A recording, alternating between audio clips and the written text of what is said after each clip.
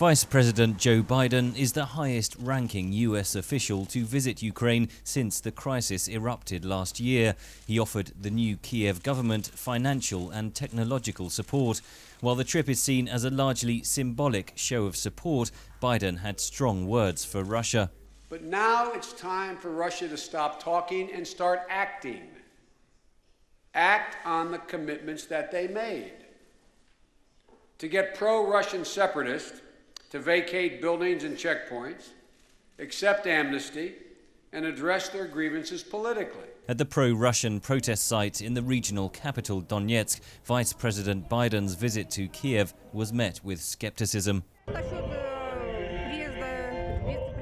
All I want to say is that he came to help the Kyiv gangsters, the Kyiv government, but not us. In Slovyansk, funerals were held for 3 pro-Russian protesters shot dead Sunday at a checkpoint. The separatists blame Ukrainian nationalist right sector gunmen.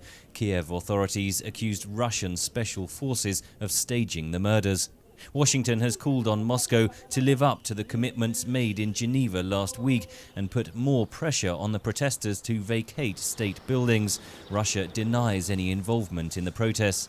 The White House Monday issued photographs it claims shows the same Russian soldier present in eastern Ukraine this month and also in Georgia during the Russian invasion in 2008. They have not been independently verified.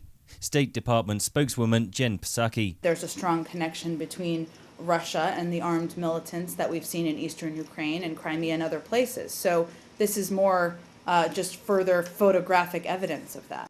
The allegations are part of a long history of Russian interference in the region, argues Andrew Foxall of the Henry Jackson Society, a Britain-based policy institute. I think what we've seen over a number of years in eastern Ukraine is the Kremlin and the Russian government effectively trying to provoke separatist sentiments, and the recent action that we've seen in Kharkiv and Donetsk is symptomatic of that and symbolic of this wider project that the Kremlin has been trying to undertake. Washington says it is preparing new sanctions should Russia fail to live up to the commitments made in Geneva. Russian Prime Minister Dmitry Medvedev told Russia's parliament Tuesday his country would withstand any further measures. We will show our teeth if it is necessary, and within the law we will appeal to courts and other institutions.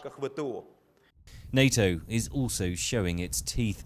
5 minesweeping ships were deployed to the Baltic Sea Tuesday, designed to bolster NATO's preparedness and reassure Eastern allies. Henry Ridgwell for VOA News, London.